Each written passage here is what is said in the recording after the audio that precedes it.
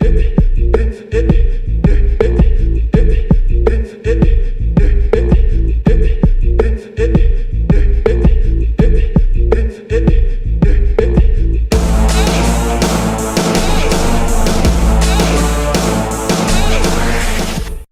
bien ou quoi? C'est avec toi. Tranquille. Ouais, ok. Donc je suis venu à toi aujourd'hui pour avoir de tes news. On va parler un peu de tes actualités, ton actualité, de ton parcours et tout. Alors, Issa, pourquoi, avec tout le diplôme que tu as, tout le bagage intellectuel que tu as, pourquoi avoir fait le choix de la musique? Je fais pas que de la musique. La musique, c'est ma passion. Aujourd'hui, c'est quelque chose qui me rapporte aussi de l'argent. Mais je ne fais pas que ça. Tu sais, quand tu es passionné de quelque chose, il n'y a pas... je pense pas qu'il y ait une somme d'argent qui puisse te détourner de cette chose.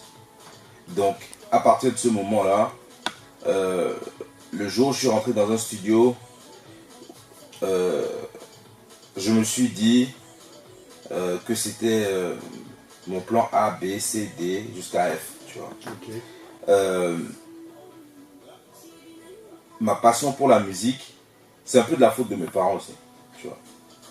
Mes parents adorent la musique. Ma maman a eu à chanter quand elle était au lycée et même à l'université. Mon père, c'est un avocat et il est fou de musique. Mon influence musicale vient de lui.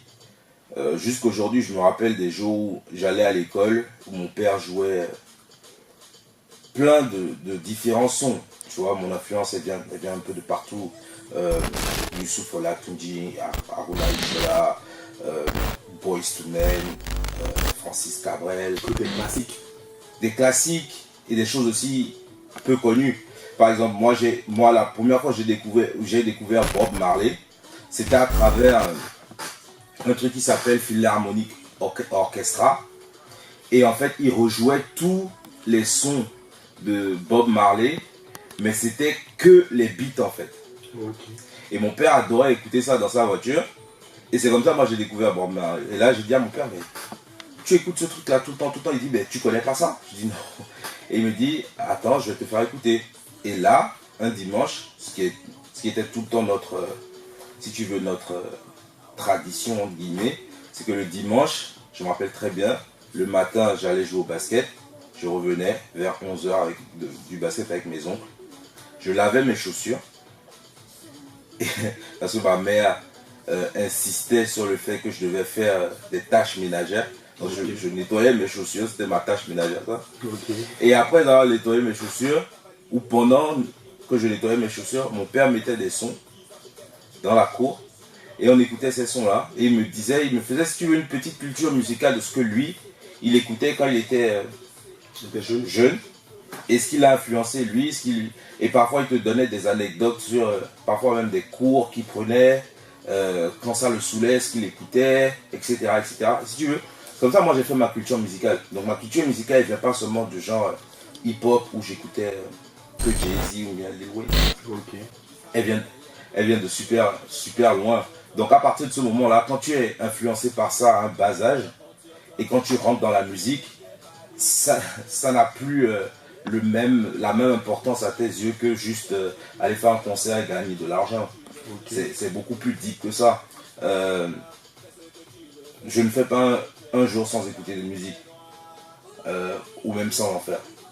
Je ne pense pas qu'aujourd'hui, je peux dire qu'il y a un jour où je ne passe pas par ce studio. Quoi. Okay. Donc, même inconsciemment, parfois j'en fais, parfois je m'arrête à un feu rouge parce que j'ai quelque chose dans la tête et je suis obligé de le fredonner dans mon téléphone pour ne pas l'oublier. Ou bien je m'arrête, j'écris une punchline parce que si je la laisse, je vais l'oublier. Donc, c'est plus fort qu'un diplôme. Un diplôme, il est là, à vie. Oui. Tu vois. Oui. Et c'est quelque chose que mes parents m'ont aussi inculqué, c'est que faut faire les choses quand il faut les faire. Et ils m'ont toujours dit que l'école c'est important. Fais ce que tu as à faire à l'école et après tu pourras faire ce que tu veux. Aujourd'hui, mon diplôme me permet d'étudier les contrats. que ce soit des contrats de production qu'on nous propose, des contrats de communication ou de distribution, etc. Ça me permet de les étudier, de savoir ce que je veux aussi. Et aussi simplement, c'est que beaucoup de gens ignorent que la musique c'est un commerce. Et beaucoup de gens ici au Bénin ne savent pas commercialiser leur musique. Donc au-delà de la communication, il faut avoir un plan pour vendre sa musique et la rendre marketable, si tu veux. Ok. Donc tout ça, ça s'inculque, mais ça s'apprend aussi. Donc j'essaye d'appliquer tout ce que j'ai appris, non seulement dans mon domaine professionnel et estudiantin, à ma musique aussi, et dans mes business en général. Je n'ai pas tous mes œufs dans le même panier.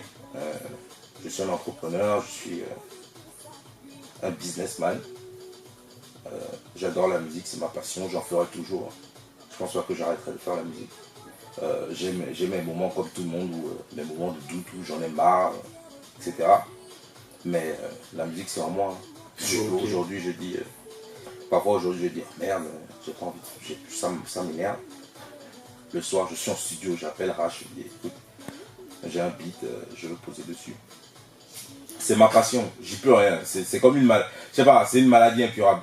Donc que je le veuille ou non, elle est là quoi. Donc je ne pourrais pas t'expliquer pourquoi tout artiste dans l'âme sait de quoi je parle. Maintenant, c'est plus fort que toi. C'est plus fort que moi. Ok. Tout simplement. Et quel a été l'avis de tes parents quand tu leur as dit que tu allais te consacrer pleinement à la musique? Oula, ben, j'ai commencé réellement à m'intéresser à la musique. Je pense que je devais être en première ou en seconde. Et je me rappelle très bien parce que à l'époque, à Montaigne, il y avait certains crews, si tu veux, de rap. Et quand, je me rappelle très bien parce que mon premier texte de rap, je l'ai écrit et il y avait deux personnes avec moi. C'est un gars qui s'appelle Olivier Fandy, c'est lui qui a fait le refrain sur Réintroduction de Diamant. C'est un super grand ami à moi d'enfance et à l'époque c'était lui, Kaisa Kila, les Amir. Amir était déjà parti à cette époque-là, il était déjà en France pour ses études, c'était sa première année. Anouar était encore ici et je me rappelle très bien, on préparait une kermesse et en général à nos kermesses il y avait toujours un concert. Donc cette année-là on avait décidé de faire un défilé de mode assorti d'un concert et je me rappelle très bien, vous allez rire, mais j'étais tellement hébété par Nasty Nesta. À cette époque-là on n'était pas encore vraiment amis, on se connaissait mais on n'était pas amis, on n'était pas familiers. Et je me rappelle très bien, Nasty est venu à Montaigne avec son crew et Nasty était en tout blanc. Et j'ai dit putain ce gars c'est une star. Et c'est terrible parce que quand je me remets à cette époque-là, si tu veux, les gens qui étaient au top, c'était les RDS, c'était les clairs obscurs à l'époque, c'était Takakrou, Kaisa, Esprit Nègre, oui, mais ils étaient encore en développement. Okay. Ils étaient encore en développement. Tout le monde savait que Aïnès avait ce talent-là. Donc c'était ça quoi. Okay. C'était, si tu veux, le bourgeonnement, si tu veux, de la période vraiment hip-hop rap au Bénin. Et j'étais en quoi? Je devais être en première ou en seconde, je ne me rappelle plus en tout cas. Mais c'était très jeune. Et mon premier texte, quand je l'ai écrit, Anouar m'a dit « Ah mais c'est pas mal, on devait le rapper. » Finalement, je ne l'ai pas rappé, ce texte. Donc c'est Anouar qui est passé sur scène cette année-là, avec Kaisa, avec Olivier, et ils ont fait le concert. Donc à partir de ce moment-là, j'ai décidé de vraiment m'impliquer de plus en plus dans la musique. Et comme ça, je suis parti. J'ai eu mon bac, comme tout le monde, je suis parti. Et quand je suis parti, mon seul repli et qui me faisait penser au bled, c'était la musique. Pourquoi? Parce que là-bas, je ne comprenais pas anglais. Je suis arrivé aux États-Unis, je ne comprenais pas anglais, je connaissais personne, je connaissais nulle part. Donc tous les moments que j'avais, c'était dans ma chambre. Et les seuls moments que j'avais, tous les moments que j'avais de libre, je les consacrais à la musique. Je téléchargeais des beats à l'époque sur LimeWire. C'est des beats de gens connus, hein, c'était Jay-Z, machin, tout ça. Et j'écrivais des textes dessus. Jusqu'à ce que j'ai rencontré Doutché. Comme ça. Je me rappelle même plus comment est-ce que j'ai rencontré Doutché. On s'est rencontré. Je pense que mon ex à l'époque était ami à la sœur de la copine de Doutché. Donc quand je suis allé à Washington avec eux, c'est comme ça que j'ai rencontré Doutché. Et Doutché faisait de la musique à l'époque avec Jekila, etc. Afropop. Même pas, Afropop n'était pas encore à cette époque-là. Okay. C'était l'époque de ce qu'ils appelaient Octopus Syndiqué. Okay. Et ils faisaient des sons ensemble, ils s'envoyaient des sons par MSN à l'époque. Ouais. Donc c'est comme ça, Doutché et moi, on s'est connectés, on a kiffé ensemble et on a commencé à faire du son ensemble. Et on a fait notre première mixtape, CEU, etc. Et c'est comme ça, au fur et à mesure. Ok. Ça est suivi ta rencontre avec le CC. Non. En fait, bon, est-ce qu'on peut dire rencontre Amir c'est mon cousin. Anwar, c'est quelqu'un de très proche à moi, qui a été toujours très proche de moi depuis super longtemps. Ok. Donc, quand Diamant Noir, je vais te dire, j'étais derrière Diamant Noir, enfin derrière le Shaolin Clan à l'époque. Okay. Donc ça devait être quoi, mon époque, je reprends 5e, 4e déjà. Donc on se connaissait et qu'on se fréquentait, etc. J'ai fait la même classe que la petite sœur d'Anwar. Okay. Donc c'est la famille en fait. Donc on ne peut pas dire vraiment que c'est truc. Mais après la CEU, si tu veux, à ce moment-là, j'ai vraiment tapé dans l'œil d'Amir et Anwar. Et quand il faisait Diamant Noir, on était toujours en contact. Et je vais te dire un truc. Mon premier gros son, c'est un beat que j'ai volé à Amir et Anwar. Ah ça? Et comment ils ont fait? Comment ils ont réagi après? Ben en fait, je t'explique comment ça s'est passé. J'ai reçu un beat. Je pense que le beat a été remis à Doutché en même temps qu'il avait remis à Amir et Anwar. Okay. Et quand moi j'ai kiffé le son, je me rappelle très bien parce que c'est... Comment s'appelle la chanson de Diamant Noir? Ça s'appelle... C'est la chanson où il fait j'aime les femmes, qu'elles soient blanches, blondes ou brunes. Ouais. Tu vois, c'est quoi la chanson? Ouais. Et c'est cette chanson, c'est ce beat là que nous on a pris et qu'on est allé en studio et on a sorti une chanson qui s'appelait Les Koa. Qui a cartonné. Oui. Et quand on a fait ce son là, Amir en a entendu ça, ils ont dit mais alors tu te fous de moi? J'ai dit ben non. Et la vérité c'est que j'avais volé le beat. Ça c'est la vérité. J'avoue. J'avais volé le beat. Et donc c'est comme ça, petit à petit, on est vraiment redevenus proches, etc. On avait la même vision de la musique, comment on voulait développer le rap au Bénin, etc. Ils ont sorti leur premier album et j'étais là pendant tout le procédé, je t'ai dit à l'époque. De la production jusqu'à la sortie. Tout. Okay. Je me rappelle quand on est rentré à Cotonou, Diamant Noir, il leur manquait je pense 4 ou 5 sons sur leur album, leur premier album. On est allé dans la chambre de Amos, Yenod, oui, un big up à lui. C'est un grand frère. Hein. Oui. Yenod nous a supporté. On allait chez lui parfois à 9h du matin, 8h. Wow. On restait dans sa chambre. On enregistrait. On attendait là jusqu'au soir pour qu'il mixe et qu'il masterise chaque son. Wow. Donc il avait la pression. On dormait sur son lit. Wow. Et la chambre, c'était ça. Là, on a enregistré le reste de l'album de Diamant Noir. Et c'est comme ça, c'est parti. On a fait le concert au CIC ensemble. Et à l'époque, j'étais leur backer sur scène. Et c'est comme ça que c'est parti. On avait la même vision de la chose. Après, j'ai commencé à travailler sur mon premier album. J'ai sorti, soi-disant, album qui s'appelait Sorti de nulle part parce que j'étais pressé.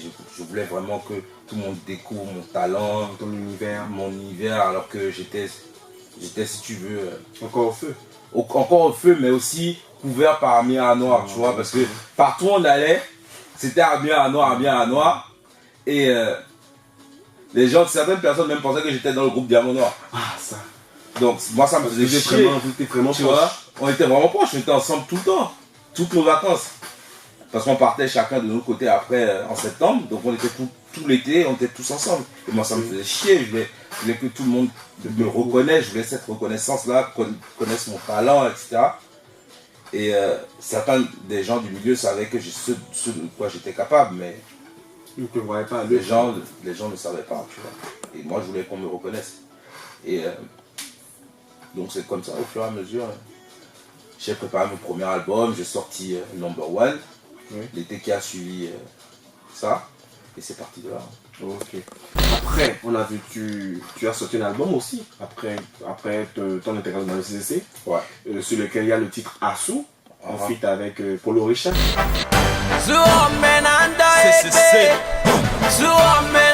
Ça c'est mon deuxième album. Ton deuxième album. D'ailleurs, raconte-nous un peu ta collaboration avec Polo Richard. Comment ça s'est fait? Pareil, je vais te dire, Polo,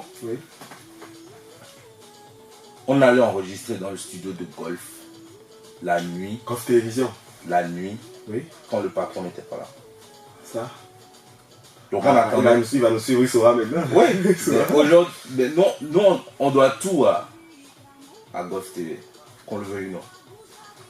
Tu vois, c'est les premiers qui ont cru en nous. Donc à partir de ce moment-là, quand ils ont ouvert la porte à Diamant Noir, ils ont ouvert la porte à nous tous. Donc si je comprends bien, Polo bossait à Golf TV. Bien sûr, il était chef de programme à Golf TV. Ok. Et c'est l'une des premières personnes aussi à avoir cru en nous, à comprendre ce qu'on était et ce qu'on voulait faire. Donc tout de suite, il nous a donné la possibilité de le faire. Il nous enregistrait, il faisait nos clips gratuitement. Gratuitement. Polo n'a jamais reçu un centime de nous. Non. Pour genre, c'est son travail. Non.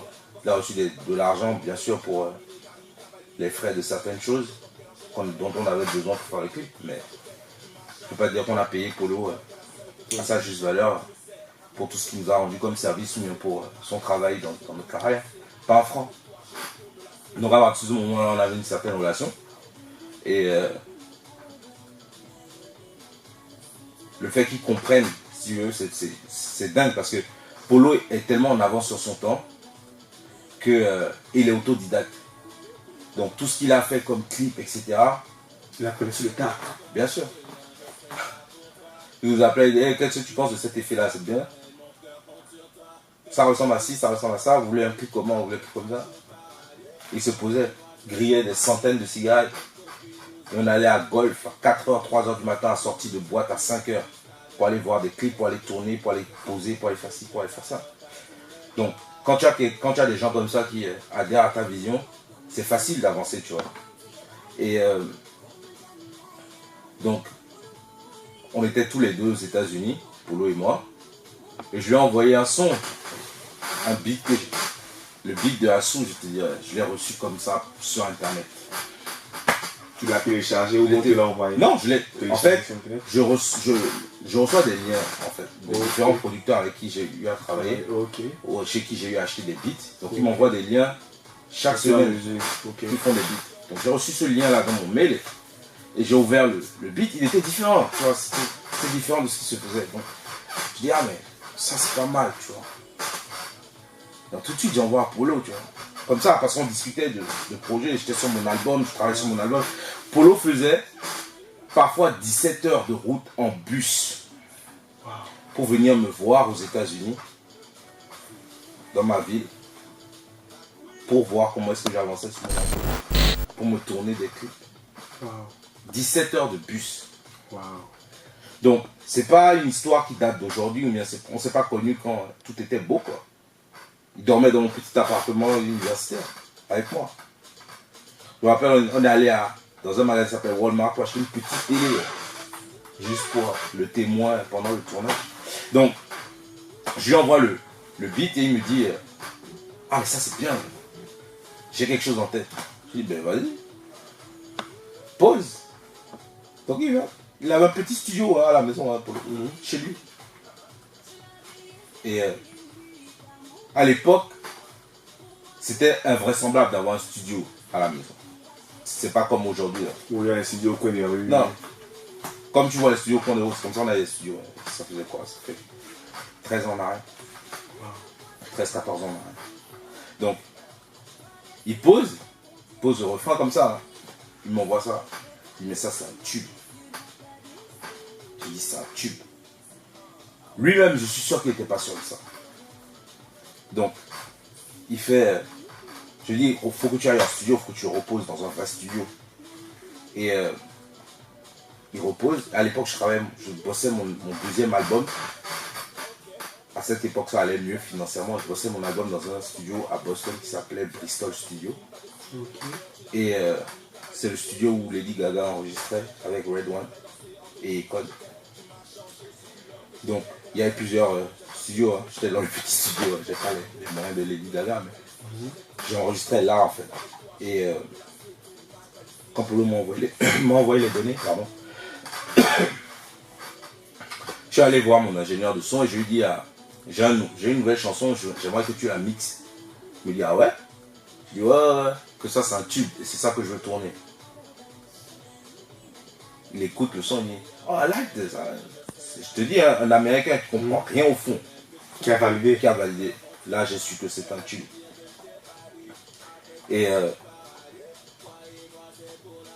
j'appelle Polo, je dis, il faut que tu viennes. Il faut que tu viennes à Boston le week-end prochain, que je tourne ce clip avant de quitter. Parce que je bougeais, j'allais en vacances, je revenais à Cotonou 2 semaines plus tard. Donc je dis à Polo, il faut que tu viennes. Il faut qu'on tourne ce clip avant que je ne parte. Et il me dit, il faut qu'on tourne ce clip avec une RAID. Et à l'époque, la RAID pour la louer coûtait plus de 1000 $. Donc on a loué la RAID, on a fait le clip avec la RAID. On a trouvé des filles, etc. On a tourné dans un entrepôt. Et c'est comme ça. Et il t'est né. Ouais. Et ça en est suivi après ta nomination RER Awards. Ouais, j'en ai eu quelques-unes. J'en ai eu, cette année-là, je pense, les nominations, j'en ai eu 5. Je pense que ça devait être l'une de mes meilleures années. Et tu es revenu avec combien de trophées au finish? J'en ai eu un. J'ai eu meilleur single de l'année. En feat avec Polo. Et comment tu as vécu ça? Perso, je trouve que j'ai été même volé un peu. Cette année-là, je devais. Parce qu'ils ont fait, je pense, les RR Awards un an après, je pense. Un an après ou 2 ans après que Assou soit né, malgré ça, c'était un tube. Partout je passais, tout le monde parlait. Du nord au sud, de l'est à l'ouest. Ça a fait l'unanimité dans tout le monde. Je pense que c'est le plus gros tube de l'histoire du hip-hop bingo. Le plus gros ou l'un des plus gros? Non, le plus gros. Sans me lancer les fleurs. Je ne pense pas qu'il y ait une chanson rap au Bénin qui soit allée partout comme ça. Je pense pas. Ouais. Et comment tu as vécu cette nomination, cette soirée-là derrière? J'étais pas là. Tu n'étais pas là?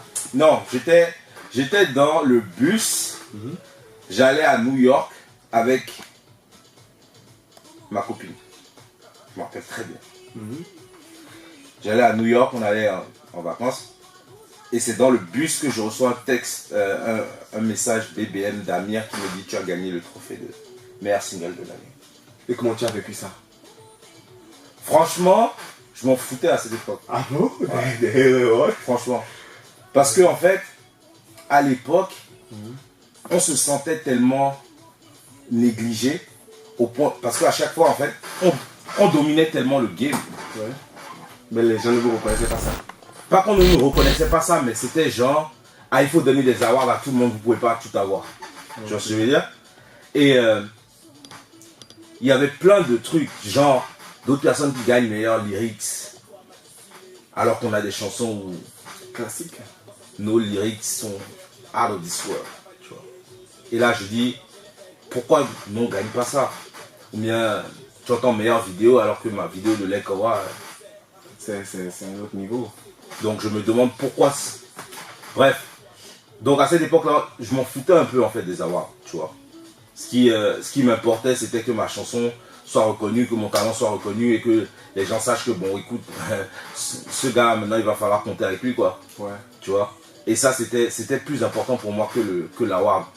Maintenant, au fur et à mesure, on reconnaît ton talent. Et là, les reconnaissances, ça a plus d'importance. Parce que tu te dis, bon, écoute, je travaille aussi, mais ok, ça paye pas. On te reconnaît pas. Mais même si on te reconnaît, pour la postérité, il faut avoir quand même quelque chose pour montrer que tu as eu à faire quelque chose. Et aujourd'hui, quand mon fils va grandir, tu vas montrer les trophées. Je peux lui dire, quand je vais lui dire, tu sais quoi, ton père c'est une grande star. Il va dire, ah ouais, non c'est faux. Et tu vas sortir le trophée et lui montrer. Je peux lui montrer. Oh, ok. C'est bien pour ça, mais à part ça, rien quoi. Non. Et avec le temps, quel regard portes-tu sur les Hero Awards ou les cérémonies qui nominent les artistes au Bénin? Ben c'est dommage qu'il n'y en ait plus. C'est dommage, c'est vraiment dommage. Sincèrement, je pense que c'est le fléau de notre pays en fait. Tu vois, ça reflète le fléau de notre pays. C'est le fait qu'on ne supporte pas certaines initiatives, même entre nous. Hein. Même entre nous artistes, c'est aussi de notre faute. Ça devait être un truc qu'on devait porter tous ensemble. Mais aussi, le problème c'est que à cette époque-là, tu as des gens qui ont ce genre d'initiative, mais qui veulent se le garder à eux-mêmes. Donc ils ne l'ouvrent pas à tout le monde. Donc tout le monde ne peut pas porter la même chose. Et en même temps, le fait qu'eux ils fassent ça, les autres aussi se recroquevillent sur leur position. Ouais. Et ils se disent, ah ben, c'est pas ma chose, donc je m'en fous. Tu vois. Mais aujourd'hui, c'est dommage pour la musique urbaine béninoise. Même si à l'extérieur, on ne nous reconnaît pas, ou bien qu'on ne nous reconnaît pas assez, autant qu'on voudrait, c'est dommage que sur la scène locale et nationale, on n'ait pas un truc où on peut dire telle personne est récompensée, telle personne est récompensée, telle personne cette année a fait ci, a fait ça. C'est dommage. Alors que il y a des gens qui font beaucoup, un travail énorme et qui méritent d'être récompensés. Mais ça se fait pas. C'est dommage, c'est dommage. Mais bon, on a ce projet-là en fait.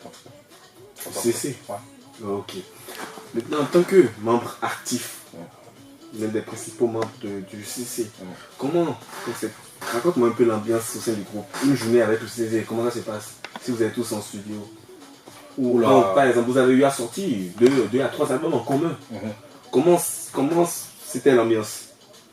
Mais en fait, ça varie. Tu vois, ça varie vraiment. Ce qui est marrant, c'est que quand on veut faire des projets, on n'est jamais tous motivés à faire un projet. Jamais à la fois. Parce que, tu vois, c'est 5 personnalités. 5 univers différents. Et non seulement univers, mais c'est 5 personnalités, mais alpha. Il n'y a pas une personne qui est parmi nous qui est un suiveur. Donc c'est compliqué. Ça, je peux t'assurer. Chacun a ses égos.